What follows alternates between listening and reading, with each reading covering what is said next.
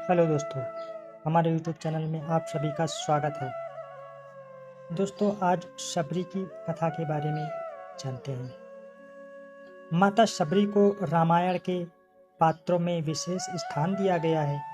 क्या आप जानते हैं आखिर शबरी के गुरु कौन थे? क्यों सालों तक शबरी श्री राम की प्रतीक्षा कर रही? शबरी की कथा प्रभु श्री राम ने उसके झूठे बेर खाकर अमर कर दिया। दोस्तों, इस कहानी को आगे सुनने से पहले आप लोगों से एक छोटी सी प्रार्थना है। हमारे चैनल को सब्सक्राइब कर दीजिए और कहानी को लाइक कर दीजिए। तो दोस्तों, आगे चलते हैं। माता शबरी को रामायण के पात्रों में विशेष स्थान दिया गया है। शबरी माता ने अपना संपूर्ण जीवन श्री राम की भक्ति में बिताया। रामायण के अनुसार सीता की खोज करते हुए भगवान राम की शबरी से भेंट हुई थी, इसलिए उन्होंने सालों तक मर्यादा पुरुषोत्तम राम की प्रतीक्षा की। रामायण के उस प्रसंग को तो सभी जानते हैं कि श्री राम ने शबरी के हाथों से बेर खाए थे। लेकिन क्या आप जानते हैं आखिर किसने शबरी माता को श्री राम की भक्ति का वरदान दिया था? क्यों सालों तक शबरी श्री राम की प्रतीक्षा करती रहीं? आइए जानते हैं इनके बारे में। पौराणिक कथा के अनुसार माता शबरी माता का असली नाम श्यामला था।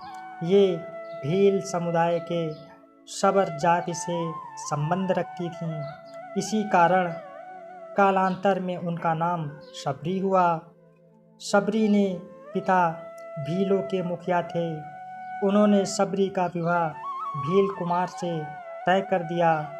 शादी से पहले कई भेड़ बकरियों को बलि के लिए लाया गया, जिन्हें देखकर शबरी का मन विचलित हो उठा, क्योंकि उन्हें बेजुबान जानवरों से बेहद लगाव था। निर्दोष जानवरों की हत्या को रोकने के लिए शबरी विवाह से एक दिन पूर्व घर से भागकर जंगल चली गईं और सभी जानवरों को बचा लिया। कौन थे शबरी के गुरु? शबरी घर से भागकर दंडकारण्य वन में पहुंची और वहां मातंग ऋषि की सेवा करने लगीं। भील जाति की होने के कारण शबरी आश्रम में छिपकर सेवा करती थीं। एक दिन शबरी की सेवा भावना देखकर मुनिवर अत्यंत प्रसन्न हुए और उन्होंने अपने आश्रम में शबरी को शरण दे दी। उन्होंने मतंग ऋषि से ही धर्म और शास्त्र का ज्ञान प्राप्त किया। मतंग ऋषि ने ही शबरी को श्री राम की भक्ति करने को कहा। शबरी ने सालों तक क्योंकि श्री राम की प्रतीक्षा। एक दिन जब ऋषि मतंग को लगा कि उनका अंत समय निकट है, तो उन्होंने शबरी से कहा कि वे अपने आश्रम में ही प्रभु श्री राम की प्रतीक्षा करें।